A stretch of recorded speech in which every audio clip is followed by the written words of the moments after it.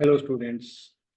अब हम plus two class में केमिकल काइनेटिक्स यूनिट को शुरू करेंगे और इस यूनिट का जो एस्पेक्ट रहेगा उसमें हम board as well as competitive exam दोनों के पार्ट्स को लेकर चलेंगे। इसके जो नोट्स हैं वो आप अपनी नोटबुक में साथ साथ बना सकते हैं और जो हमारे पास कॉम्पिटिटिव क्वेश्चंस होंगे वो हम ऑन लाइन स्क्रीन पे ही साथ साथ हम सोल्व करके अपने कॉम्पिटिटिव टेम्पर को एनरिच कर सकते हैं। तो चलिए आज हम स्टार्ट करते हैं यूनिट नंबर 3 केमिकल काइनेटिक्स। हमारे पास यूनिट है केमिकल काइनेटिक्स और इसके अंदर हम इंट्रोडक्शन देखेंगे। सबसे पहले केमिकल काइनेटिक्स के अंदर जनरली हम क्या देखने वाले हैं, क्या पढ़ने वाले हैं। तो सबसे पहले हमें स्टडी प्लान जो जनरली हमने डिस्कस किया था पीछे भी कि स्टडी प्लान के अंदर हम जो डिस्कस करेंगे मेन पॉइंट वो हमारे पास हम थ्योरी स्टडी करेंगे और थ्योरी में हम साथ साथ लेके चलेंगे एनसीईआरटी और एनसीईआरटी से जो बियॉन्ड टॉपिक हैं जो कि कंपटीशन में आते हैं उनको। तो आप सभी साथ साथ नोट्स बनाएं और उन नोट्स को हम फॉलो अप करते हुए चलें इस पार्ट के अंदर। नेक्स्ट पार्ट में हम लेके चलेंगे इसके अंदर एग्जाम्पल इन टेक्स्ट और एनसीईआरटी एक्सरसाइज जो हमारे चैप्टर के बिल्कुल बीच में पार्ट में रहेंगे। एग्जाम्पल रहेंगे एनसीईआरटी में, इन टेक्स्ट क्वेश्चन हैं एनसीईआरटी और साथ में हम प्रीवियस ईयर क्वेश्चन हैं 2017 से और 24 से, इन क्वेश्चंस को हम लेके चलेंगे। इसके साथ हम मेन फोकस करेंगे सेक्शन ए पे जो कि हमारे बोर्ड एग्जाम के अंदर आता है और उस सेक्शन ए में मल्टीपल चॉइस क्वेश्चंस आते हैं अपने पास। सेक्शन ए में 16 मल्टीपल चॉइस क्वेश्चन है जिसमें से 12 एमसीक्यू होते हैं और 4 हमारे पास एसरेशन एंड रीजनिंग के क्वेश्चंस होते हैं। तो इनको हम फोकस करेंगे और साथ में हम एनसीईआरटी के एक्सेम्पलर प्रॉब्लम्स हैं उनको लेके चलेंगे। ये हमारे पास पार्ट रहेगा। कंपटीशन में जो डीबीपी या प्रीवियस ईयर क्वेश्चंस हैं उनको फोकस करेंगे। तो ये अपना जो कंटेंट हम स्टडी करेंगे उसका कुछ पार्ट इस तरह से रहने वाला है। तो चलिए इस यूनिट का केमिकल काइनेटिक्स का सिलेबस और टॉपिक्स क्या क्या हैं। तो जो फर्स्ट टॉपिक है हमारे पास, ये फर्स्ट टॉपिक अपने पास रहेगा इंट्रोडक्शन है केमिकल रिएक्शंस का, जिसके अंदर हम very fast reaction, moderate and very slow reactions के बारे में हम स्टडी करेंगे। सेकेंड टॉपिक जो अपने पास है वो रेट ऑफ रिएक्शंस है जिसके सब टॉपिक हैं average rate of reaction, instantaneous और rate of reaction in form of stoichiometric. ये काफ़ी इंपॉर्टेंट टॉपिक है। नेक्स्ट टॉपिक हमारे पास रहेगा factors affecting rate of reactions और इसके अंदर हम डिफरेंट फैक्टर्स के बारे में स्टडी करेंगे। Nature of reactant, concentration of reactant, pressure, temperature, catalyst and presence of light, इन सब फैक्टर्स की हम स्टडी करेंगे।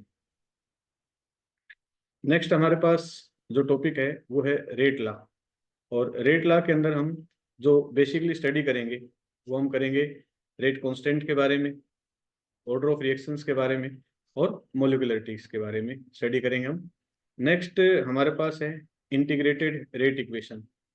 तो इंटीग्रेटेड रेट इक्वेशन है, इसके अंदर काफ़ी इंपॉर्टेंट टॉपिक है और इसमें हम पढ़ेंगे zero order reactions, first order reactions, pseudo first order reactions, parallel first order reactions और nth ऑर्डर, जिसके अंदर हम second and third order reactions के बारे में भी हम स्टडी करने वाले हैं। नेक्स्ट हमारे पास पढ़ेंगे हम अर्नियस इक्वेशन और जिसमें हम पढ़ेंगे इफेक्ट ऑफ टेम्परेचर पढ़ेंगे रेट कांस्टेंट के ऊपर, जिसका मैथमेटिकल डेरिवेशंस हम यहाँ स्टडी करने वाले हैं। कोलिजन थ्योरी हम स्टडी करेंगे केमिकल रिएक्शंस के अंदर। तो ये अपना सिलेबस जो है ये हम स्टडी करने वाले हैं। तो ये जनरल इंट्रोडक्शन मैंने आपको दिया केमिकल काइनेटिक्स में कि जो सीबीएसई के द्वारा नीट और बोर्ड दोनों के लिए सिलेबस डिस्क्राइब है। जेई मेंस का भी सिलेबस यही है हमारे पास, तो उसको हम स्टडी करेंगे। तो let's we start. Next topic हम लेके चलते हैं chemical reaction and rate law. चलिए आगे हम टॉपिक केमिकल काइनेटिक्स में लेके चलते हैं chemical reaction and rate of reactions, इसके बारे में हम स्टडी करेंगे।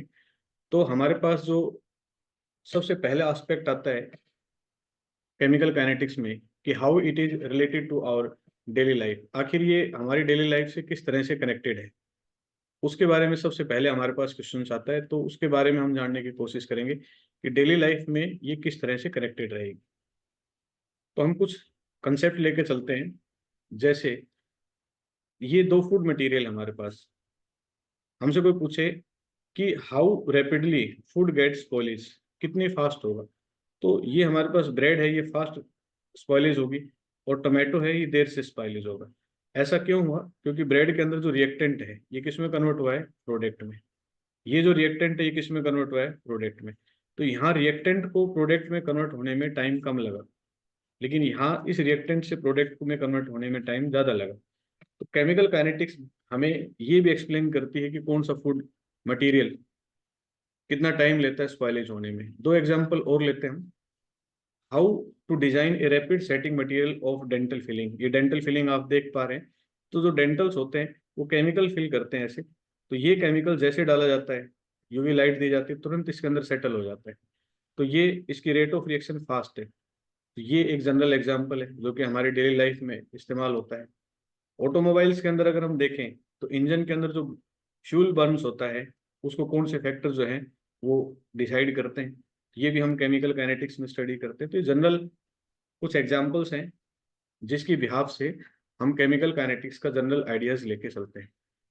अगर हम केमिकल काइनेटिक्स की डेफिनेशन जानने की कोशिश करें कि आखिर केमिकल काइनेटिक्स है क्या, तो केमिकल काइनेटिक्स एक्चुअल में ब्रांच ऑफ केमिस्ट्री है, और वो भी फिजिकल केमिस्ट्री है, which deals with the study of rate of reaction, reaction कितने किस दर से हो रही है, mechanism by which the reaction proceed, किस मैकेनिज्म से हो रही है, and factors affecting the rate of reaction, कौन कौन से फैक्टर्स रिएक्शन को अफेक्ट कर रहे हैं, इन सभी की स्टडी ही केमिकल काइनेटिक्स कहलाती है।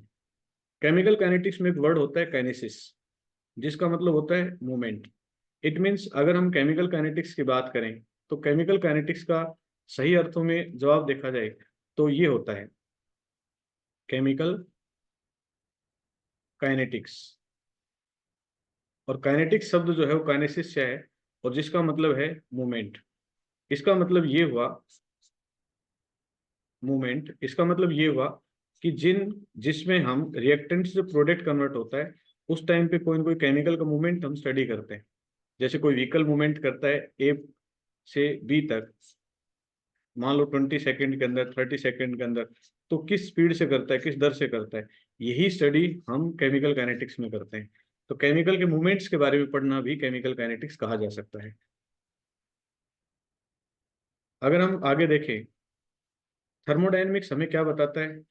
थर्मोडायनेमिक्स सिर्फ हमें फिजिबिलिटी ऑफ रिएक्शंस के बारे में बताता है कि रिएक्शन होगी या नहीं होगी, ये बात हमें बताया जाता है सिर्फ किसके अंदर? थर्मोडायनेमिक्स। बट केमिकल काइनेटिक्स हमें बताता है वेलोसिटी ऑफ रिएक्शंस के बारे में, हमें केमिकल काइनेटिक्स बताती है। वेलोसिटी ऑफ रिएक्शंस के बारे में केमिकल काइनेटिक्स हमें बताती है। एक मोस्ट इंपॉर्टेंट एग्जांपल है कि does diamond exist for ever, क्या डायमंड हमेशा के लिए एग्जिस्ट रह सकता है? तो थर्मोडायनेमिक डेटा इंडिकेट्स करते हैं कि diamond shall be converted to graphite, but in reality the conversion rate is so slow that the change is not perceptible, कि चेंज को हम काउंट ही नहीं कर सकते चेंज हुआ है कि नहीं हुआ। तो अगर कल हमसे क्वेश्चन पूछा जाए इन फ्यूचर्स कि डायमंड एग्जिस्ट करता है फॉर एवर, तो हम लिखेंगे इसका answer no, diamond converted into graphite. ये एक जनरल एग्जांपल था कि जो कि यहाँ से ऑब्जेक्टिव क्वेश्चन हमारे पास बन सकता है। अब चलते हैं हम क्लासिफिकेशन ऑफ केमिकल रिएक्शंस, और 3 कैटेगरीज में हम इनको क्लासिफाई करते हैं। फर्स्ट हमारे पास आती है वेरी फास्ट और इंस्टेंटेनियस रिएक्शन, जो कि बहुत फास्ट होती है। सेकेंड हमारे पास टाइप आती है स्लो और मॉडरेट रिएक्शंस। थर्ड हमारे पास टाइप आती है वेरी स्लो रिएक्शंस। तो 3 कैटेगरीज होती हैं केमिकल रिएक्शंस की, और इनको हम आगे स्टडी करेंगे एक एक पॉइंट्स को लेकर। वेरी फास्ट और इंस्टेंटेनियस रिएक्शन कौन सी होती है? ये वो रिएक्शंस होती है, these are those reactions which complete in 10⁻15 to 10⁻16। ये बहुत ही छोटा टाइम होता है, मतलब तुरंत रिएक्शंस कंप्लीट हो जाए, उन रिएक्शंस को हम बोलते हैं इंस्टेंटेनियस रिएक्शंस, कि सेकंड के कुछ हिस्से में ही कंप्लीट हो जाती है। ये पार्ट होता है। आयनिक स्पीसीज होती हैं बेसिकली, वो इंस्टेंटेनियस रिएक्शंस के अंदर इन्वॉल्व होती है, तो इसलिए इनको हम आयनिक रिएक्शंस भी बोलते हैं। लेकिन एक कमी होती है इनकी कि इसके अंदर इम्पॉसिबल होता है। क्या इम्पॉसिबल होता है? To determine the rate of these reactions, किसी इन रिएक्शंस का रेट हम इजीली फाइंड आउट नहीं कर सकते, ये इम्पॉसिबिलिटी होती है। एग्जाम्पल्स अगर हम देखें इनके, तो दो मोस्ट कॉमन एग्जाम्पल हैं। HCl को hydrochloric acid react with sodium hydroxide to form NaCl, both are ionic. And similarly AgNO3, that's the silver nitrate and that's the NaCl. When silver nitrate added to NaCl, then we are getting the white precipitate. इस तरह से हमें white precipitate मिल जाती है, white precipitate मिलते हैं। तो ये भी फास्ट रिएक्शन का एग्जाम्पल है। प्रेसिपिटेशन कुछ इस तरह से दिखाई देती है। नेक्स्ट अगर हम देखें, मॉडरेट और स्लो रिएक्शंस होती हैं। तो नाम से पता लग रहा है कि जो रिएक्शन बहुत धीरे धीरे होती है, this type of reaction proceed with a measurable rate at a normal temperature, and we can measure the rate of these reactions easily. इनके रिएक्शंस के रेट को हम इजिली मेजर कर सकते हैं। और एग्जाम्पल्स अगर हम इसका लेके चलें, तो देर आर टू एग्जाम्पल्स। एक होता है हाइड्रोजन परऑक्साइड, उसका डिकम्पोजिशन, और दूसरा होता है नाइट्रोजन पेंटाऑक्साइड, उसका डिकम्पोजिशन। ये मॉडरेट और स्लो रिएक्शंस के पार्ट में होती है। वेरी स्लो रिएक्शंस, नाम से पता लग रहा है कि these are those reactions which proceed very slowly and may take 1 day ले सकती हैं, 1 मंथ ले सकती हैं, और any measurable changes at room temperature. एक बहुत अच्छा एग्जांपल हमारे पास रस्टिंग ऑफ आयरन। एक इसको देख के आप अनुमान लगा सकते हैं इस पिक्चर को, कि आयरन का रस्ट ऐसा नहीं कि आज ही हमने रखा और लग गया, तो रस्टिंग होने में उसको टाइम लगता है। तो ये रिएक्शंस जो है इस कैटेगरी के अंदर आती है, इनको वेरी स्लो रिएक्शंस कहा जाता है। वेरी इंपॉर्टेंट टॉपिक हमारा नेक्स्ट टॉपिक है, काफी इंपॉर्टेंट है, और इसमें हम रेट ऑफ रिएक्शंस के बारे में स्टडी करेंगे। काफी कंसेप्ट हमारे पास इस टॉपिक से रिलेटेड आ जाते हैं। तो चलिए, रेट ऑफ रिएक्शंस क्या होता है। रेट ऑफ रिएक्शन सबसे पहले हम देखें कि चेंज, रेट ऑफ रिएक्शन को है define as the change in concentration और प्रेशर ऑफ रिएक्टेंट और प्रोडक्ट पर यूनिट टाइम। मान लीजिए हमारे पास ए है और इससे हमारे पास क्या बना बी। तो कंसंट्रेशन को हमेशा हम किस तरह से दिखाते हैं, ऐसे ब्रैकेट में। तो ये ए है, और स्मॉल चेंज होता है तो इसके आगे हम डी लगाते हैं, डेल्टा लगाते हैं। पर यूनिट टाइम का मतलब स्मॉल डी टी, और ये हमारे पास क्या हो जाएगा डी बी अपॉन क्या हो जाएगा डी टी, क्योंकि ये रिएक्टेंट है और ये हमारे पास क्या है प्रोडक्ट है। तो रिएक्टेंट की अमाउंट हमेशा घटती है तो इसके आगे इसको माइनस लगाएंगे, और प्रोडक्ट की अमाउंट इंक्रीज होती है तो इसके आगे हम क्या लगाएंगे प्लस लगाएंगे। That is called rate of reaction. Change in concentration पर unit time is called rate of reactions. तो रेट ऑफ रिएक्शंस को अगर हम फॉर्मूला देखें, हम ये इसके कंसेप्ट को जानने की कोशिश करें, तो कुछ इस तरह का पार्ट होता है हमारे पास। देखो, अभी हमने रेट ऑफ रिएक्शंस देखा, तो change in concentration of reactant और product upon change in time. तो del C upon del T. ये प्लस का मतलब और माइनस का क्या मतलब है, प्लस और माइनस का यही है कि रिएक्टेंट में हमेशा माइनस होती है और प्रोडक्ट में प्लस होती है। तो del C change in concentration, positive sign product की तरफ बताएगा, नेगेटिव साइन रिएक्टेंट की डिक्रीज होता है। और अगर हम गैसियस फॉर्म में देखें तो डेल सी की जगह क्या लिखा जाता है डेल पी। ये ग्राफ है, इसमें टाइम और कंसंट्रेशन लेके चलते हैं। तो हमने एक एग्जांपल ले लेते हैं मिल्क का, कि मिल्क है वो कर्ड में कन्वर्ट होता है। किसमें कन्वर्ट होता है कर्ड में। मान लीजिए मिल्क हमारे पास 10 लीटर है और शाम के 8 बजे है, तो उस टाइम पे जो रिएक्टेंट है वो हमारे पास कितना होगा 10 लीटर होगा। लेकिन जब टाइम आगे बढ़ता है 8 के बाद, फिर ये मान लीजिए 8 बजे, फिर 9 बजेंगे, फिर 10, फिर 11, फिर 12, ऐसे 1 ऐसे बजेगा। तो जैसे जैसे टाइम बढ़ेगा तो मिल्क किस में कन्वर्ट होगा कर्ड में। तो मिल्क की अमाउंट जो है वो समय के साथ क्या होगी डिक्रीज होगी। लेकिन कर्ड की अमाउंट यहाँ क्या थी 0, लेकिन जैसे जैसे टाइम बढ़ेगा तो कर्ड की अमाउंट क्या होगी इंक्रीज होगी। और इस तरह से हमें रेट ऑफ रिएक्शंस का ग्राफ कुछ ऐसे होते हैं। आई थिंक ये कंसेप्ट आपको अच्छी तरह से समझ में आया होगा। तो चलिए आगे चलते हैं हम इसी टॉपिक में। जो रेट ऑफ रिएक्शंस का जो कंसेप्ट हमने जाना है, तो इसी कंसेप्ट को हम आगे लेते हैं। और हमारे पास नेक्स्ट आता है types of rate of reactions के बारे में आता है हमारे पास। तो रेट ऑफ रिएक्शंस की टाइप कितनी है, ये इंपॉर्टेंट कंसेप्ट है। और इसकी जो बेसिक टाइप्स जो हमारे पास आती है वो 2 टाइप्स आती हैं। फर्स्ट आती है एवरेज रेट ऑफ रिएक्शन, और सेकंड आती है हमारे पास instantaneous rate of reactions. Average rate of reactions क्या होती है? तो एवरेज रेट ऑफ रिएक्शंस की हम बात करें तो ये अलग अलग टाइम इंटरवल्स पे जो रिएक्शंस फाइंड आउट होती है उनको हम एवरेज रेट ऑफ रिएक्शन में काउंट करते हैं। जैसे हमारे पास ये ग्राफ है टाइम और कंसंट्रेशन के बीच में। अभी ए रिएक्टेंट से कोई भी प्रोडक्ट फॉर्मेशन हुआ है, तो जो T1 टाइम है उस टाइम पे हमारे पास कंसंट्रेशन T1 है, उस टाइम पे कंसंट्रेशन क्या हुई R1, और T2 टाइम पे कंसंट्रेशन क्या हुई R2। अगर एवरेज रेट ऑफ रिएक्शन निकालें तो फाइनल माइनस इनिशियल, या हम ये भी लिख सकते हैं R2 minus R1 upon T2 minus T1। तो इसको ऐसे भी लिखा जाता है del R upon del T। तो देखो एवरेज रेट ऑफ रिएक्शन इस तरह से लिखा, क्योंकि रिएक्टेंट की एंड से हम देख रहे हैं, रिएक्टेंट की वैल्यू निकाल रहे हैं, तो रिएक्टेंट के एंड से रिएक्शन कंसंट्रेशन डिक्रीज होती है, तो हम इस तरह से एवरेज रेट ऑफ रिएक्शन हम फाइंड आउट करते हैं।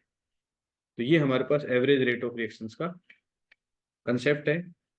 तो the rate of reaction over a certain measurable period of time during the course of reaction is called average rate of reactions. It is noted by R। इस तरह से denote करते हैं इसको।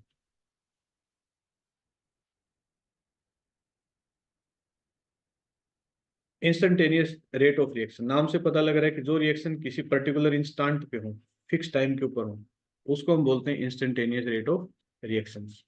तो जैसे हमारे पास यहाँ है, हम इसी टाइम पे निकालना चाहें वैल्यू एग्जैक्ट, तो इस टाइम पे यहाँ जाएगा और यहाँ से यहाँ, तो इस पॉइंट पे निकालना चाहें तो हम क्या करेंगे, इस पे टेंजेंट डालेंगे और उस टेंजेंट से स्लोप से हम उस वैल्यू को फाइंड आउट करेंगे। The rate of reaction at any particular instant during the course of the reaction is called instantaneous rate of reactions। Mathematically हम RINST से रिप्रेजेंट करते हैं, और क्योंकि हम फिक्स ए की वैल्यू निकाल रहे हैं तो DA बाई dt, ये होगा DB बाई dt। तो ये डिक्रीज होती है तो माइनस, और ये क्या होती है इंक्रीज होती है तो हम क्या लगाते हैं प्लस। तो ये हमारे पास इंस्टेंटेनियस रेट ऑफ रिएक्शंस का पार्ट होता है। वेरी इंपॉर्टेंट एस्पेक्ट है हमारा जो कि चलेगा, बहुत इंपॉर्टेंट है कि rate of reactions means ROR, rate of reaction in form of stoichiometry of a chemical reactions. ये स्टीकियोमेट्री क्या होता है कि मान लीजिए हमारे पास इक्वेशन है इस तरह से, ये हैबर्स प्रोसेस है, सभी को क्लियर है। तो इसके अंदर जो ये वैल्यू होती है, इसके आगे 1 लिखा है तो ये स्टीकियोमेट्रिक कोफिशिएंट है, ये 3 है, ये भी स्टीकियोमेट्रिक कोफिशिएंट है, 2 है, ये भी स्टीकियोमेट्रिक कोफिशिएंट है। तो ये जो स्टीकियोमेट्रिक कोफिशिएंट है, इसके बारे में हम जिन रिएक्शंस के अंदर स्टीकियोमेट्रिक कोफिशिएंट है उन रिएक्शंस का हम क्या पढ़ेंगे, रेट ऑफ रिएक्शंस के बारे में हम स्टडी करेंगे। तो क्या होता है चलिए हम जानने की कोशिश करते हैं। हमारे पास कोई रिएक्शन दे रखी है इस तरह से, लेट अस कंसीडर ये हमारे पास है MA M1A M2B N1P NQB। तो इस रिएक्शंस में हम क्या क्या कर सकते हैं, तो देखो अगर हम रिएक्टेंट की बात करें, इसकी बात करें रिएक्टेंट, इससे क्या बनता है प्रोडक्ट बनता है। अभी हमने पहले भी किया था, तो रिएक्टेंट की कंसंट्रेशन हमेशा क्या होती है डिक्रीज होती है, घटती है समय के साथ। हमने मिल्क का एग्जाम्पल लिया था कि मिल्क जो है इजिली किस में कन्वर्ट होता है, कर्ड में। तो कर्ड की अमाउंट क्या होती है हमेशा इंक्रीज होती है। तो इसको हमेशा क्या लिखा जाता है rate of disappearance means ROD भी कहा जाता है इसको, रेट ऑफ डिसअपीयरेंस। और ये हमारे पास रिएक्टेंट, इधर भी रिएक्टेंट, ए भी रिएक्टेंट था, बी भी रिएक्टेंट है, तो बी को भी हम क्या लिखेंगे रेट ऑफ डिसअपीयरेंस। और प्रोडक्ट की कंसंट्रेशन इंक्रीज होती है तो इसको रेट ऑफ अपीयरेंस बोलते हैं। क्या बोलते हैं इसको, रेट ऑफ अपीयरेंस। प्रोडक्ट की कंसंट्रेशन बढ़ती है, रिएक्टेंट की डिक्रीज होती है घटती है, इसलिए इसके आगे हम माइनस का साइन लगाते हैं। और प्रोडक्ट की इंक्रीज होती है इसलिए इसके आगे हम क्या लगाते हैं प्लस का साइन लगा के चलते हैं। तो ये एक जनरल रिप्रेजेंटेशन है जो हमें आनी चाहिए। एक अगर स्टीकियोमेट्रिक कोफिशिएंट हमारे पास है साथ साथ, तो हम रिएक्शन रेट ऑफ रिएक्शन कैसे निकालेंगे, ये तो हमें प्रेजेंटेशन सीखी। अब इसके आगे स्टीकियोमेट्रिक कोफिशिएंट है M1, तो इसको हम लिखेंगे 1/M1। इसके आगे रेट ऑफ डिसअपीयरेंस में इसको क्या लिखेंगे 1/M2, इसको क्या लिखेंगे 1/N1, इसको क्या लिखेंगे 1/N2। तो इसकी कंसंट्रेशन समय के साथ डिक्रीज होती है, इसलिए इसके आगे माइनस लगाते हैं, इसके आगे क्या आ जाता है, प्लस आ जाता है। तो जनरल अगर हमारे पास कोई भी केस हो तो हम इस तरह से किसी भी रेट ऑफ रिएक्शंस को रिप्रेजेंट कर सकते हैं। एक जनरल एक एग्जांपल हम से समझ सकते हैं। फॉर एग्जांपल हमारे पास है nitrogen react with 3 molecules of hydrogen और इट विल फॉर्म 2NH3। अगर कोई हमसे कहे कि what is the ROR of this reaction, हम ऐसे रिप्रेजेंट करेंगे DN2 upon dt is equal to 1/3 DH2 upon dt is equal to 1/2 DNH3 upon dt। Clear. तो इसमें अमाउंट हमेशा क्या होती है, इसकी डिक्रीज होती है, तो इसलिए इसके आगे हम क्या लगाते हैं, माइनस।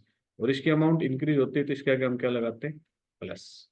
क्लियर। तो ये इसकी रिप्रेजेंटेशन होगी, तो इसको हम बोलेंगे रेट ऑफ रिएक्शन की रिप्रेजेंटेशन। ऐसे हमें काफी प्रॉब्लम्स मिलेंगी जिनको लेकर हम आगे डिस्कस करेंगे। तो लेट्स वी स्टार्ट।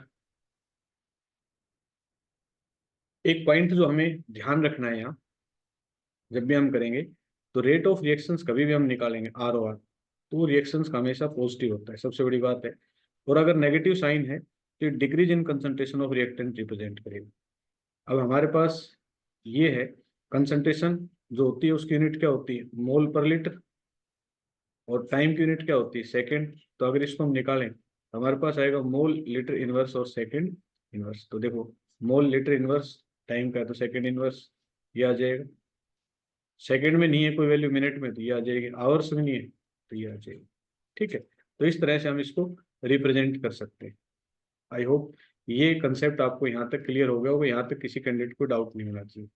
चलिए अभी जो हमने टॉपिक समझा है उसके ऊपर हम एनसीईआरटी या पिछले सीबीएसई में 5 ईयर्स में जो प्रॉब्लम्स आई हुई हैं उन सब प्रॉब्लम्स को लगाएंगे और उससे रिलेटेड क्वेश्चंस को हम जानने की कोशिश करेंगे। तो चलिए हमारे पास फर्स्ट क्वेश्चन स्क्रीन पे है। ये बोर्ड में कई साल क्वेश्चन पूछा गया है इस तरह के टाइप, तो हम कैसे निकालेंगे। ये हमारे पास इक्वेशन दे रखी है, तो सबसे पहले जब भी प्रॉब्लम हो तो उस इक्वेशन को रिप्रेजेंट करो। तो इसको हम ऐसे रिप्रेजेंट कर सकते हैं 1/2 D N2O5 upon dt is equal to 1/4 D NO2 upon dt is equal to D O2 upon dt। इसकी कंसंट्रेशन डिक्रीज होती है तो इसके आगे क्या लिखा है, माइनस, और इसके आगे क्या लगाएंगे हम, प्लस। जब भी प्रॉब्लम हमें मिले तो सबसे पहले ये लिखो। ठीक है। तो स्टेप 1 हमने किया, नाउ हमने इसको एक्सप्रेस कर लिया। Concentration of NO2, now given क्या है, अब लिखो गिवन। गिवन हमें कंसंट्रेशन दे रखी है किसकी, NO2, तो मतलब D, कंसंट्रेशन हमेशा ब्रैकेट से लिखते हैं, D इसलिए लिखते हैं स्मॉल चेंज, NO2 कितनी दे रखी है हमें, ये दे रखी है 1.6 इंटू 10⁻⁻2 मोल पर लीटर। और टाइम हमें कितना दे रखा है, dt स्मॉल चेंज, वो 4 सेकेंड दे रखा है। तो अब हमसे क्या निकालना है, वो जो भी हमें एस्पेक्ट दे रखे हैं। तो सबसे पहले हमें ROR पूछा है, तो नाउ ROR ये जो हमने रिप्रेजेंट किया था ये ROR था, रेट ऑफ रिएक्शंस ये सभी। तो इसमें से हमसे ROR पूछा है तो हम, क्योंकि जो वैल्यू दे रखी है उसी का ROR निकालेंगे। तो सबसे पहले अगर हम ROR निकालें तो जो वैल्यू दे रखी है उसके हिसाब से निकालें, तो 1/4 D NO2 अपॉन dt। बाकी तो डेटा है नहीं हमारे पास, जब इस वैल्यू को रखेंगे तो 1.6 इंटू 10⁻⁻2 अपॉन 4, 0.4, और 4 इंटू 10⁻⁻3 मोल लीटर इनवर्स सेकेंड इनवर्स। ये हमारे पास फर्स्ट आंसर हो। सेकेंड हमसे पूछा rate of formation of NO2। अब हमसे रेट ऑफ फॉर्मेशन पूछा है, तो नाउ हमारे पास जो ROR है ये आ रखा है। ये ROR हमारे पास कितना है इसका देखा जाए तो 1/4 हमसे आया है DNO2 upon dt equal to कितना है हमारे पास 4 इंटू 10⁻⁻3। हमसे पूछा रेट ऑफ फॉर्मेशन, सिर्फ हमें से रेट पूछा है ये। तो अगर हम ये अकेला निकालना चाहें DNO2/dt, तो 4 हमारा उस तरफ जाएगा, 4 इंटू 4 इंटू 10⁻⁻3, और ये हमारे पास होगा 16 इंटू 10⁻⁻3 या 1.6 into 10⁻⁻2। Mole litre inverse second inverse. I think आपको ये समझ में आ गया होगा। ये हमारे पास है rate of formation, rate of formation of oxygen. अब हमसे ये पूछ लिया, हमें पता है कि ये वैल्यू इसके बराबर है। तो नाउ थर्ड का हम सॉल्यूशन करें तो हमारे पास क्या है, 1/4 D NO2 upon D T is equal to D O2 upon D T, ये इसके बराबर है। तो इसकी वैल्यू कितनी आई थी हमारे पास, इसकी वैल्यू ये आई थी। तो जो इसकी वैल्यू आई थी वही हम रख देंगे। तो वैल्यू कितनी आई थी, 4 × 10⁻³ और D O2 upon D T, ये वैल्यू थर्ड की आ जाएगी। फोर्थ हमसे पूछा है rate of disappearance of N2O5, ये पूरा क्वेश्चन बनेगा हमारे पास। तो अब हमारे पास ये पूछ लिया, अब ये दोनों वैल्यू बराबर है, हमने लिखा 1/2 D N2O5 upon D T is equal to किसके बराबर है, 1/4 डी NO2/dt। इसकी वैल्यू कितनी आई थी, 4 × 10⁻³ अब ये 2 उस तरफ चला जाएगा तो 2 मल्टीप्लाई हो जाएगा और हमारे पास क्या आ जाएगा, D N2O5 upon D T, ये आ जाएगा। अब इसकी मल्टीप्लाई करोगे तो 8 × 10⁻³ मोल लीटर इनवर्स सेकेंड इनवर्स। इस तरह से हम इसकी वैल्यू फाइंड आउट कर सकते हैं। हमारे पास फर्स्ट की वैल्यू हमने निकाल दी, जो कि हमारे पास ये वैल्यू आई, सेकंड की वैल्यू हमने निकाल दी, थर्ड की वैल्यू निकाल दी, और इस तरह से हमने सभी एस्पेक्ट में जो जो हमसे पूछे उन सभी के पॉइंट्स हमने सोल्व कर दिए। तो ये क्वेश्चंस बोर्ड के अंदर इस तरह की टाइप पूछी गई हुई हैं और आगे पूछी जा सकती हैं, तो इनको हम कर सकते हैं। नेक्स्ट क्वेश्चन हम लेके चलें, ये क्वेश्चन भी हमारे पास प्रीवियस ईयर बोर्ड में आया हुआ है और इम्पोर्टेंट क्वेश्चन है। तो इस क्वेश्चन को हम लेके चलें तो हमारे पास जब भी क्वेश्चन मिलता है सबसे पहले सॉल्यूशन करते ही हम यही पॉइंट लिखेंगे, वी नो दैट। इस कॉन्सेप्ट को हमेशा लिखेंगे, बहुत ज्यादा प्रॉब्लम्स नहीं आएगी, तुरंत सोल्व हो जाएगा। क्या दे रखा है, N2 3H2 और हमारे पास दे रखा है 2NH3। सबसे पहले आंख बंद करके इसको एक्सप्रेस ही कर लो, फिर हमारी आधी समस्या यही मिट जाएगी। स्टिक्योमेट्रिक कोफिशिएंट की फॉर्म में ये माइनस में रहेगी। माइनस न्यूमेरिकल कोई एस्पेक्ट नहीं रखता है, लेकिन थ्योरेटिकली ये कंसंट्रेशन डिक्रीज और प्लस जो है वो कंसंट्रेशन इंक्रीज को इंडिकेट करता है। ये देखिए अब हमने डिक्रीज कर लिया, ये रिप्रेजेंटेशन हो गया। नाउ अब अगला स्टेप लेते हैं हम गिवन। अब देखो दे क्या रखा आपको, हमें ROA रेट ऑफ अपीयरेंस।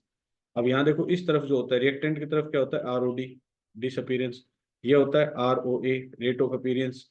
इसका मतलब हमें अमोनिया का रेट दे रखा है, तो अमोनिया का रेट क्या होगा, DNH3 अपॉन dt, ये हमें दे रखा है। और ये कितना दे रखा है, 2 × 10⁻⁴। लेकिन हमें रेट ऑफ अपीयरेंस दे रखा है। तो जब रेट ऑफ अपीयरेंस होता है तो स्टिक्योमेट्रिक कोफिशिएंट कभी भी नहीं लगता है, ये ध्यान रख लेना आप लोग। जब कहीं लिखा हो ROA या लिखा हो ROD, उस टाइम पे स्टिक्योमेट्रिक कोफिशिएंट हमें साथ नहीं लेना होता है, ये पॉइंट ध्यान रख लें। इसलिए हमने स्टिक्योमेट्रिक कोफिशिएंट इसके साथ नहीं लगाया। लेकिन अगर यही ROR लिखा होता है तो उस टाइम पे हम स्टिक्योमेट्रिक कोफिशिएंट साथ लेके चलते। Then calculate the rate of disappearance, ROD निकालना है हमें। तो ROD का मतलब है हमें इसकी वैल्यू निकालनी। पहले हमें किसकी वैल्यू निकालनी है, नाउ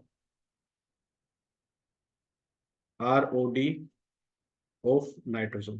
तो नाइट्रोजन की ROD क्या होगी, DN2 अपॉन dt।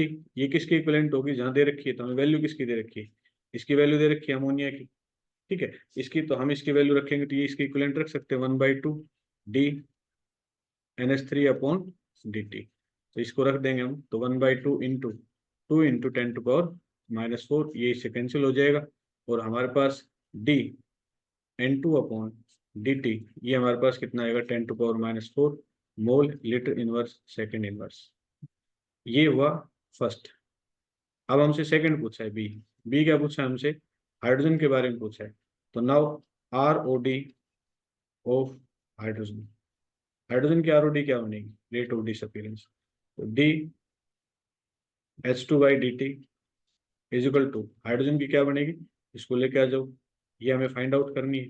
तो हमें 1/3 DH2/dt मैंने कहा था जब ROD होता है स्टीक्योमेट्री नहीं, मतलब ये चीज हमें निकालनी है। तो इज इक्वल टू 1/2 d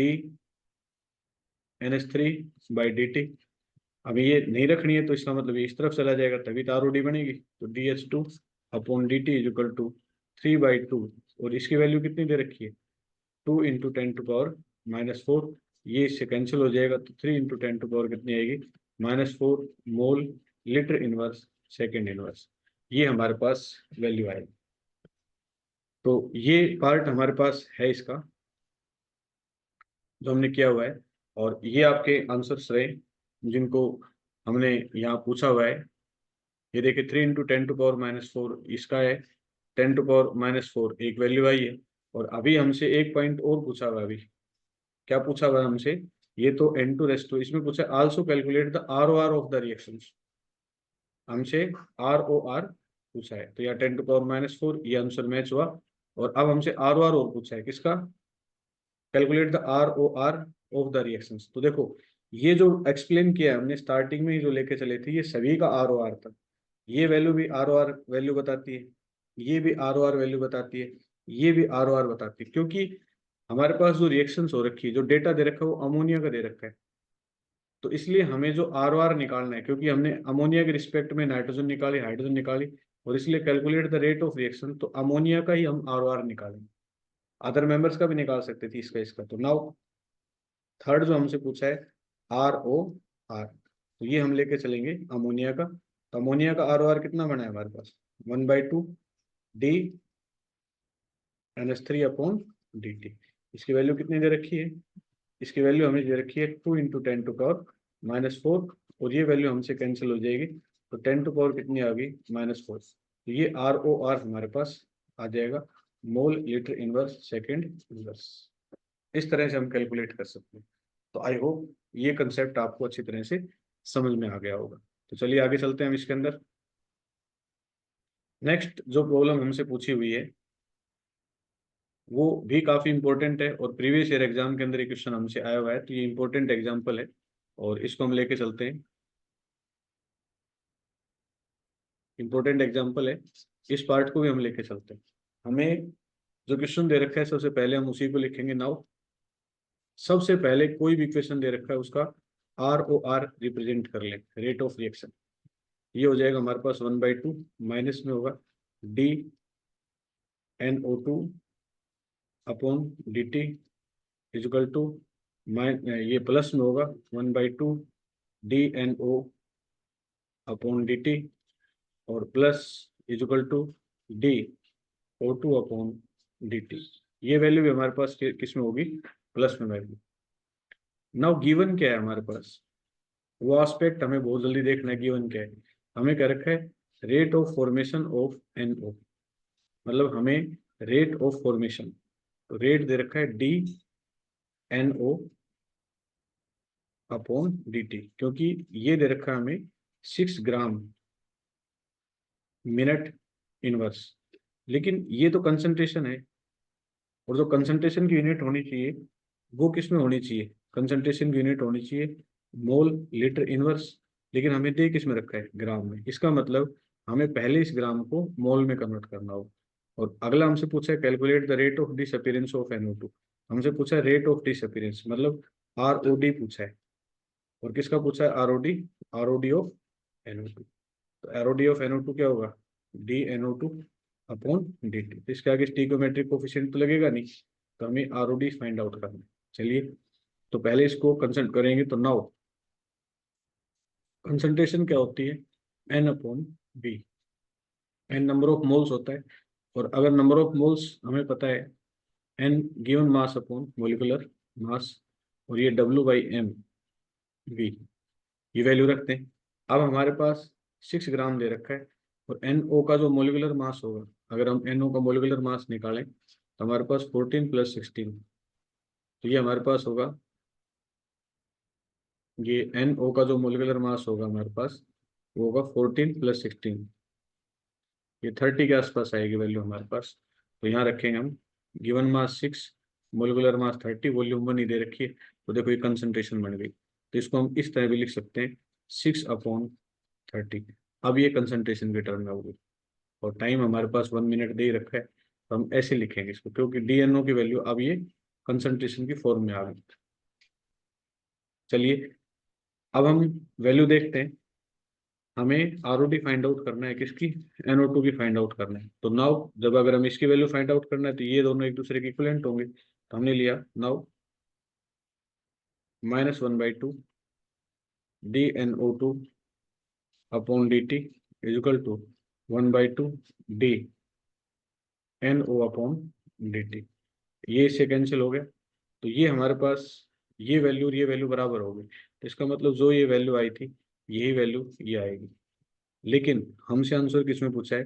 ग्राम में पूछा है, और ये आंसर किस में है? मोल लीटर इनवर्स सेकंड इनवर्स। क्योंकि हमें एक पता है, एक पॉइंट क्या पता है? 1 मोल ऑफ NO2 इसके बराबर होगा, NO2 का मोलिकुलर मास निकाल लो, 14 + 32, तो कितना आ गया? 46 ग्राम आ गया। 1 मोल 46 ग्राम के बराबर होता है।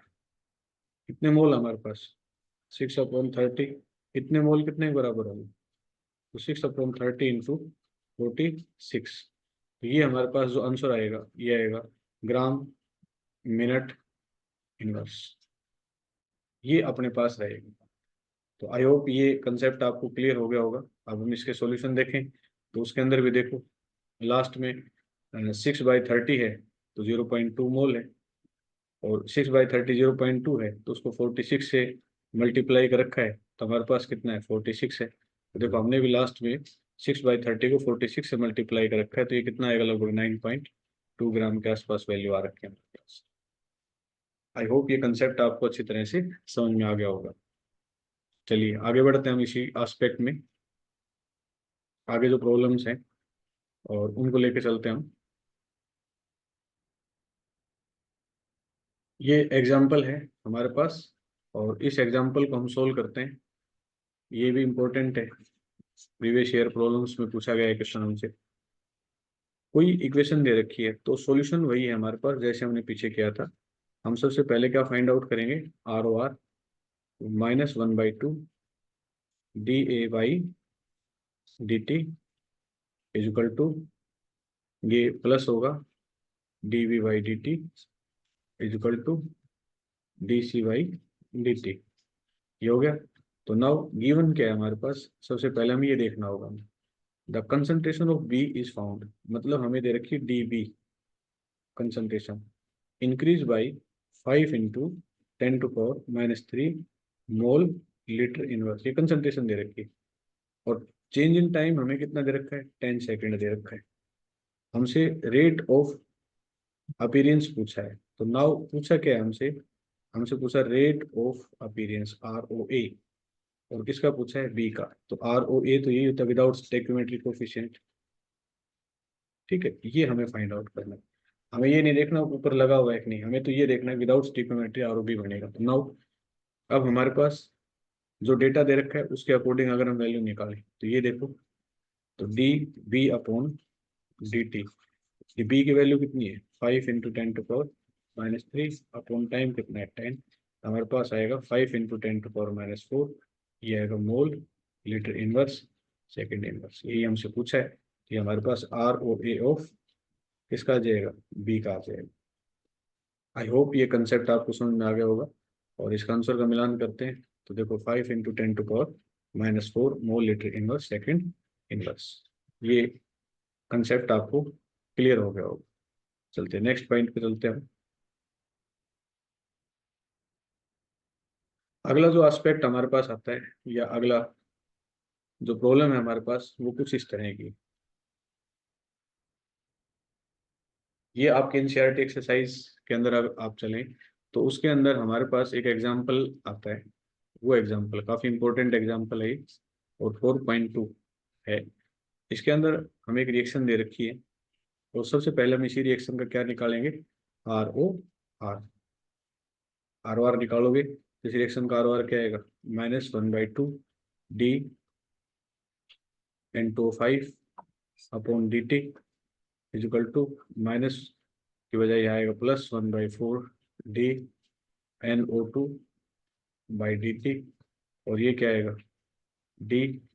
O2 अपॉन dt ये आएगा। Calculate the average rate of reaction in terms of hours minutes ये। तो now average rate of reaction पूछा हमें, लेकिन पूछा किसका है, इसी रिएक्टेंट का है तो पूछा हमसे।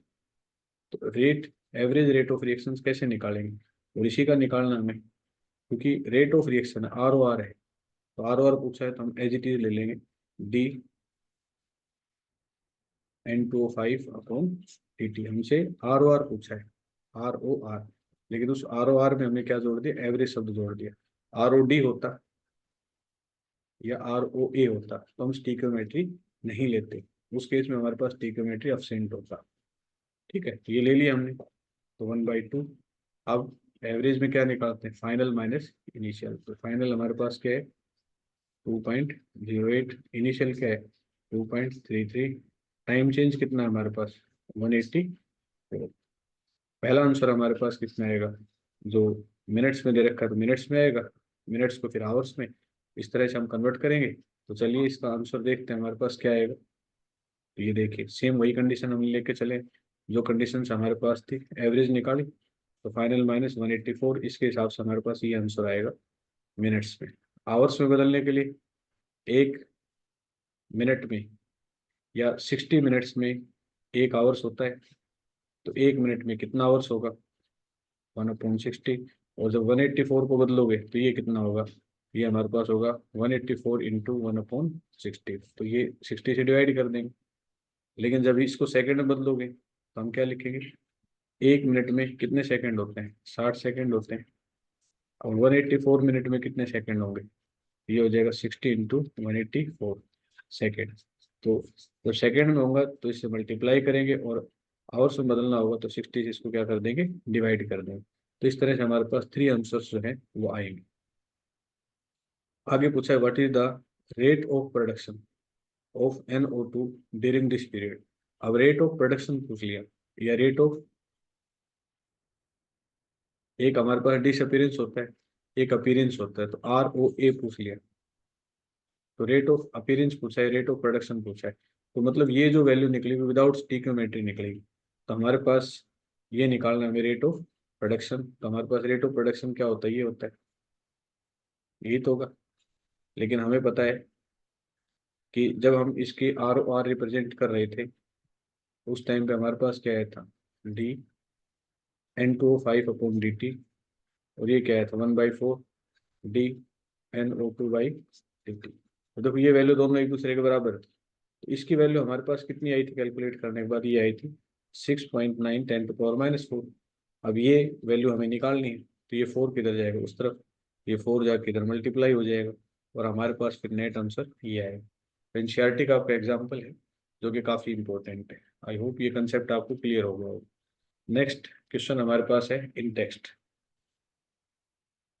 इस क्वेश्चन को अगर हम देखें ध्यान से, तो हमसे पूछा क्या है, उस पॉइंट को हम देखें तो हमसे सिंपल सा कंसेप्ट पूछा है कि रिएक्शन दे रखी है आर से पी है, और दो रिएक्शन दे रखी है इनिशियल और फाइनल, और अपॉन टाइम चेंज, और calculate the average rate of reaction. देखो आर ओ आर ही पूछी हमसे यहाँ भी, तो एवरेज रेट ऑफ रिएक्शन का फॉर्मूला वही है R2 अपॉन R1 और upon T2 minus T1।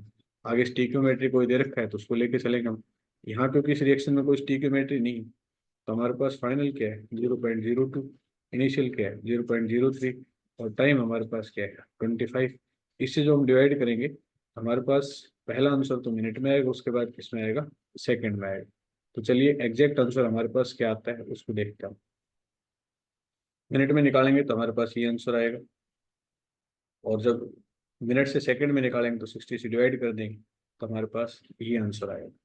I hope ये कंसेप्ट आपको क्लियर हो गया होगा। नेक्स्ट क्वेश्चन सेम बिल्कुल, लेकिन इसके अंदर कंसेप्ट अलग तरीके से पूछा गया है। ये भी इन टेक्स्ट क्वेश्चन एनसीईआरटी का 4.2, लेकिन यहाँ रिएक्शन दे रखी है 2A, और इससे हमारे पास क्या बना है, प्रोडक्ट बना है। ठीक है, तो अगर इसका तुम ROR फाइंड आउट करोगे तो ये हमारे पास क्या आएगा -1/2, और DA/dt, और ये हमारे पास क्या होगा, प्रोडक्ट कुछ दे ही नहीं रखा तो हम इसको P मान लेते हैं, तो dP/dt। Calculate the rate during this interval. हमसे रेट पूछा है इसी इंटरवल में, तो रेट हम इसी तरह से निकालेंगे, -1/2, और फाइनल जो है वैल्यू 0.4, इनिशियल 0.5 अपॉन 10, इस तरह से इसको रखेंगे और हमारे पास एग्जैक्ट वैल्यू आ जाएगी। तो चलिए करेक्ट आंसर इसका जानते हैं क्या आएगा। तो करेक्ट आंसर देखो 1/2, और इसको जब हम कैलकुलेट करेंगे तो 5 × 10⁻³ मोल लीटर इनवर्स मिनट इनवर्स का आंसर हमारे पास आएगा। आई होप ये कंसेप्ट आपको क्लियर होगा। अब हम चलते हैं कंपटीशन कॉर्नर, वेरी इंपॉर्टेंट है, और हम इस कंपटीशन कॉर्नर में काफ़ी कुछ जानने की कोशिश करेंगे। तो चलते हैं, क्वेश्चन नंबर 1 आपकी स्क्रीन के ऊपर है अभी, और इसको आप सोल्व करें फटाफट कि इसका क्या पॉसिबल आंसर आ सकता है। ठीक है, और उसको हम जानने की कोशिश करेंगे। चलिए, क्वेश्चन नंबर 1 काफ़ी इंपॉर्टेंट है। हमें कोई रिएक्शन दे रखी है और इसका ऑप्शन बताना है। तो देखो यहाँ से पता लग रहा है कि ये जो माइनस में वैल्यू है, तो ये सीधी सी बात है कि माइनस रिएक्टेंट रहा होगा, और जो प्लस में वैल्यू है वो क्या रहा होगा, प्रोडक्ट रहा होगा हमारे पास। ठीक है, तो रिएक्टेंट ए के आगे 4 लगा है, इसके आगे कुछ भी नहीं लगा है, और सी के आगे 2 लगा हुआ है, और डी के आगे क्या लगा है 3। तो ये आस्पेक्ट किसके अंदर, तो ये आंसर हमारे पास ए में आ रहा है। तो हमारा जो करेक्ट आंसर होगा वो हमारे पास क्या रहेगा, ए रहेगा। तो करेक्ट आंसर फर्स्ट का क्या आएगा अपने पास, ए आएगा।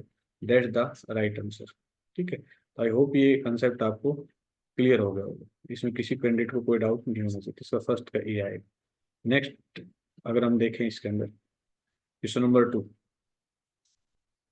What will be the value of, हमें वैल्यू पूछी है इसके अंदर कि वैल्यू क्या होगी, बी की वैल्यू हमसे पूछी हुई है इसके अंदर कि बी की वैल्यू बताइए क्या होगी। तो बी की वैल्यू हम कैसे बताएंगे इसके अंदर, तो जो रिएक्शन दे रखी है उसका सबसे पहले रेट ऑफ रिएक्शन निकालो, ROR, हमें दे रखी है DA/dt,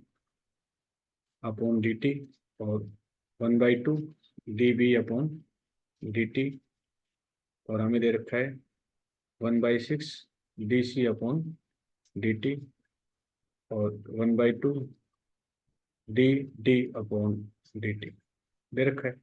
तो हमें A/T ये हमें दे रखा है, ये वैल्यू हमें दे रखी है ऑलरेडी। ये वैल्यू कितनी है, ये वैल्यू दे रखी है 2.6 × 10⁻²। हमसे बी की पूछी है, इसका मतलब इसकी वैल्यू हमसे पूछी है, तो इसकी वैल्यू हमारे पास क्या होगी, 1/2 DB/dt। लेकिन अकेला सिर्फ इसकी पूछी है, तो ये 2 इस तरफ आ जाएगा, तो 2 × 2.6 × 10⁻², और ये हमारे पास क्या है, DB/dt, मल्टीप्लाई कर लो 5.2 × 10⁻², ये आंसर हमारे पास आएगा। तो ये ऑप्शन हमारे पास, थर्ड ऑप्शन हमारे पास बनता है, तो ये इसका राइट आंसर होगा। तो चलिए इसका करेक्ट आंसर ये देखिए, करेक्ट आंसर हमारे पास थर्ड आता है, जो कि राइट आंसर होगा। चलिए नेक्स्ट क्वेश्चन चलते हैं, क्वेश्चन नंबर 3। 3 में हमसे पूछा है कि बताइए how is the rate of appearance of underline products related to the rate of disappearance. तो मतलब रेट ऑफ अपीयरेंस और रेट ऑफ डिसअपीयरेंस कैसे कोरिलेटेड होंगे। तो डिसअपीयरेंस तो हमारे पास यहाँ आएगा, और अपीयरेंस हमारे पास यहाँ आएगा, और अंडरलाइन का मतलब इसका, तो इसका हमारे पास क्या बनेगा, डी, ये होगा अपॉन क्या हो जाएगा, dt, और इसका क्या बनेगा अंडरलाइन वाले का 1/3 D/dt। तो देखो ये वैल्यू कहाँ कहाँ दिखाई दे रही है, इसके आगे माइनस होना चाहिए क्योंकि इसके आगे माइनस भी, इसके बाद 1/3 भी। तो थर्ड ऑप्शन हमारे पास यहाँ पॉसिबिलिटी दिखा रहा है। तो देखो थर्ड ऑप्शन हमारे पास यहाँ पॉसिबिलिटी दिखा रहा है, तो बिल्कुल राइट है, थर्ड ही ऑप्शन आता है तुम्हारे पास। नेक्स्ट क्वेश्चन पे चलते हैं हम, फोर्थ क्वेश्चन। हमें केमिकल रिएक्शन दे रखी है, और इस केमिकल रिएक्शंस को हमें क्या करना है कि rate of this reaction can be expressed in terms of identify the correct. तो मतलब इस रिएक्शंस का हमें क्या फाइंड आउट करना है, ROR फाइंड आउट करना है। तो ये हमारे पास होगा D/dt is equal to 1/3 DH2/dt, और इज इक्वल टू 1/2 DNH3/dt। क्योंकि ये वैल्यू माइनस में है, तो माइनस में ये वैल्यू किस में आएगी, प्लस में। हमारे पास फर्स्ट ऑप्शन इसको रिप्रेजेंट कर रहा है। आई होप ये कंसेप्ट आपको क्लियर हो गया होगा। देखते हैं इसका करेक्ट आंसर क्या आता है। तो करेक्ट आंसर हमारे पास फर्स्ट ऑप्शन आता है, चलिए नेक्स्ट क्वेश्चन पे आते हैं। क्वेश्चन नंबर 5 अपने पास स्क्रीन पे है और क्वेश्चन नंबर 5 को हम सोल्व करते हैं। तो 5 में है कि in the formation of sulphur dioxide, ये रिएक्शन दे रखी है। द रेट ऑफ रिएक्शन मतलब आर ओ आर हमें क्या दे रखा है, इज एक्सप्रेस्ड एज, इसका दे रखा है ऑक्सीजन का। ठीक है, the rate of disappearance of, तो आर ओ डी हमें फाइंड आउट करना है। तो नाउ सेम फॉर्मूला हमारे पास 1/2 रेट ऑफ रिएक्शन लेते हैं पहले हम। 1/2 D S O two upon D T is equal to D O two upon D T और 1/2 D S O three upon D T. क्योंकि यहाँ कंसंट्रेशन डिक्रीज होती है तो इसको हम क्या लगाते हैं माइनस, और इसको हम क्या लगाते हैं प्लस। ठीक है, तो हमसे पूछा क्या है, सल्फर डाइऑक्साइड को पूछा है। दे किसका रखा है हमें, ऑक्सीजन का दे रखा है, दे इसका रखा है। तो ऑक्सीजन का जो हमें दे रखा है वो दे रखा है 2.5 इंटू 10⁻⁴ कितना दे रखा है -4। और ये होता है, ये इसके इक्वलेंट है। लेकिन आरओडी पूछा है, जब आरओडी होता है तो विदाउट स्टीक्योमेट्री होगा, मतलब ये वैल्यू उस तरफ चली जाएगी। तो D S O two upon D T is equal to 2 into 2.5 into 10⁻⁴ कितना आएगा -4। तो 5 इंटू 10⁻⁴ ये ऑप्शन हमारे पास फर्स्ट में कोरिलेट कर रहा है, इसलिए हमारा फर्स्ट आंसर आएगा। चलिए आंसर चेक करते हैं कि करेक्ट आंसर हमारे पास क्या आएगा। तो फर्स्ट आंसर जो है वो हमारा करेक्ट आंसर है। आई होप कि ये कंसेप्ट आपको समझ में आया होगा। नेक्स्ट क्वेश्चन पे आते हैं, क्वेश्चन नंबर 6। हमें क्वेश्चन नंबर 6 क्या कह रहा है, कैटालिटिक रिएक्शन है और अमोनिया फॉर्मेशन करता है बाय हेबर प्रोसेस। ठीक है, द रेट ऑफ अपीयरेंस मतलब आर ओ ए दे रखा है of NH3 was measured as. तो नाउ हमें जो दे रखा है वो रेट ऑफ अपीयरेंस मतलब D NH3 upon D T, ये वैल्यू दे रखी है। कितनी दे रखी है 2.5 into 10⁻⁴ mole litre inverse second inverse. The rate of disappearance मतलब आरओडी हमें निकालनी है। किसकी निकालनी है, हाइड्रोजन की। तो D H two upon D T ये हमें फाइंड आउट करनी है। तो हमारे पास जो आर ओ आर है वो क्या है, तो आर ओ आर हमारे पास है D N two upon D T और ये है 1/3 D H two upon D T और ये हमारे पास है 1/2 D NH3 upon D T. अब हमें डेटा तो इसका दे रखा है, तो और इसका, तो इन दोनों वैल्यू को मतलब हमें हाइड्रोजन निकालनी है तो इन दोनों वैल्यूज को साथ रखेंगे हम। तो हमारे पास है D H two upon D T is equal to 1/2 D NH3 upon D T. ठीक है, तो हमें हाइड्रोजन वैल्यू फाइंड आउट करनी है। तो ये 3 उस तरफ जाके क्या हो जाएगा 3/2 और इसकी वैल्यू कितनी दे रखी है 2.5 इंटू 10⁻⁴ कितना आएगा -4। ठीक है, तो इसको एग्जैक्ट कैलकुलेट करोगे तो कितनी आएगी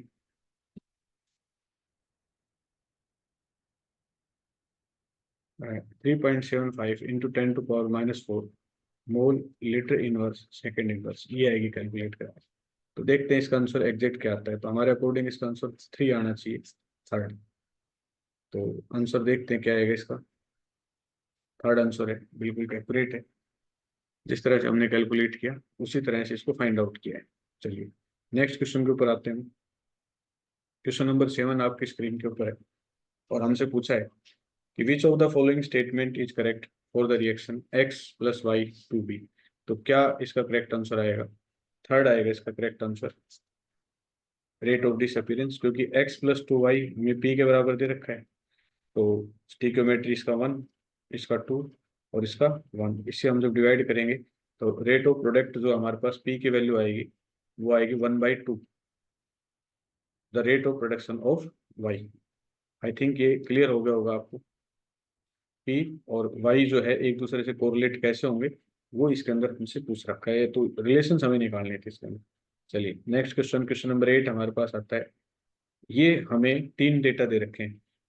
कह रखा है कि ये DnO2/dt ये हमारे पास किसके बराबर होता है K1 इसके बराबर, ये जो है ये K2 इसके बराबर, ये है ये इसके बराबर।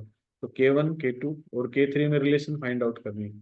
तो क्या रिलेशन बनेगी ये देखो, जो इक्वेशन हमें सबसे पहले दे रखी वो लेंगे हम, तो इसमें और उस इक्वेशन में हमने इसको रिप्रेजेंट किया dNO2/dt। स्टिकोमेट्री 1 है तो डिवाइडेड बाई 1, इसका स्टिकोमेट्री 2 है, इसका स्टिकोमेट्री 1/2 है। अब ये जो वैल्यू है ये dNO2/dt ये ऑलरेडी हमें दे रखी है, किसके बराबर है K1 N2O5। ये वैल्यू किसके बराबर है डिवाइडेड बाई ये जो ऊपर वाली वैल्यू है इसमें 1/2 अलग कर दे तो ये वैल्यू हमारे पास सेपरेट है। इसमें अगर 2 को ऊपर की तरफ ले जाए तो 2 हो जाएगी, ये वैल्यू सेपरेट है। अब इन तीनों का कॉमन 2 ले लो, तो एलसीएम 2 लेने के बाद हमारे पास कॉमन 2 ले लेते हैं सभी के अंदर, तो हमारे पास क्या बन जाएगा 2K1 K और 4, 2 आएगा, 2 दूनी 4, ये 2 से 2 जाएगा तो 1 आएगा, और यहाँ 2 आएगा। तो इस तरह से कॉमन वैल्यू हमारे पास लेने के बाद ये रिजल्ट आता है। तो ये रिजल्ट हमारे पास फर्स्ट के अंदर बनता है, कि जो कि फर्स्ट हमारा करेक्ट आंसर है। नेक्स्ट 9th क्वेश्चन के अंदर अगर हम देखें तो हमें रेट ऑफ फॉर्मेशन दे रखा है इस रिएक्शन में, लेकिन ये क्वेश्चन हमारे पास पहले भी आ चुका है और मैं पहले भी इस पॉइंट के बारे में आपको एक्सप्लेन कर चुका हूँ कि यहाँ जो केजी में दे रखा है लीटर में, और आंसर भी हमसे केजी में ही पूछा है, लेकिन रेट ऑफ फॉर्मेशन में जो कंसंट्रेशन होती है, जो हमारे पास कंसंट्रेशन होती है वो होती है N/V, और N जो होता है वो W/M/V। अब जो कंसंट्रेशन में बदलना है ऊपर वाले को, तो 1.6 इंटू 10⁻³ गिवन मास, और molecular mass sulphur dioxide trioxide का दे रखा है 80, हम 80 रख देंगे, तो ये हमारे पास कंसंट्रेशन हो जाएगी। क्लियर? अब निकाल लो, तो हमारे पास जो ROR क्या बनेगा, ये देखो ROR सबसे पहले 1/2 dSO2/dt, dO2/dt 1/2 dSO3/dt। इसके आगे माइनस माइनस और इसके आगे क्या लगा देंगे हम प्लस। ठीक है, तो ये बताओ रेट ऑफ, हमें दे क्या रखा है rate of formation of SO3, SO3 का रेट दे रखा है हमें, रेट ऑफ फॉर्मेशन ये वैल्यू दे रखी dSO3/dt, रेट ऑफ फॉर्मेशन दे रखी है।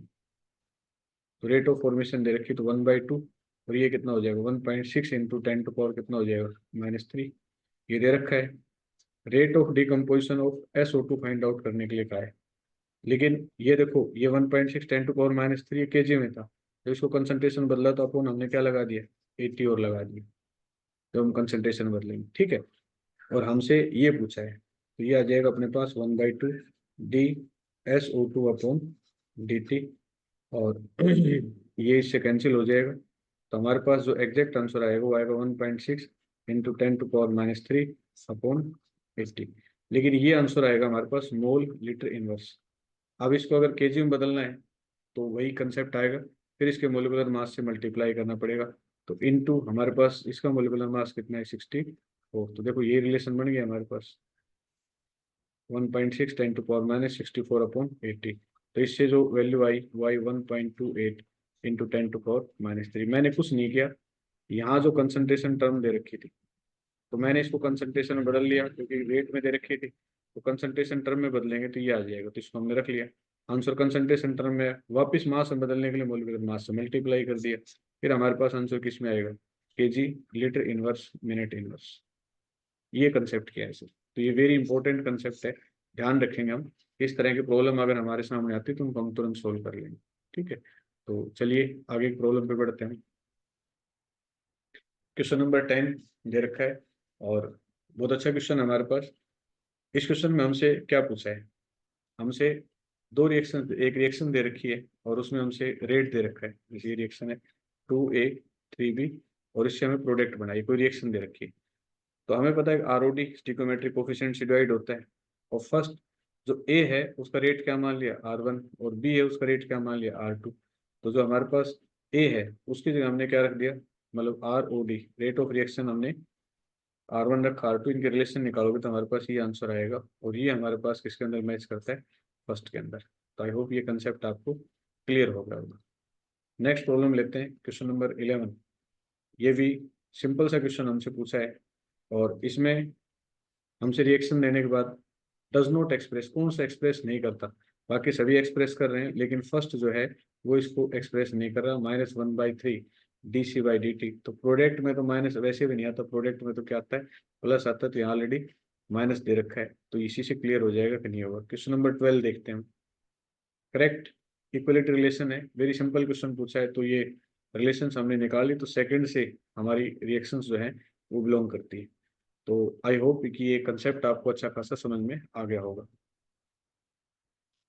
आज जो टॉपिक था केमिकल इक्वेशन, और उसके बाद हमने पढ़ा रेट ऑफ रिएक्शंस, तो उससे related problems, competitive questions, NCERT सब हमने स्टडी की है। और आगे का जो लेक्चर होगा उसके अंदर हम पढ़ेंगे factors affecting rate of reaction. Thank you.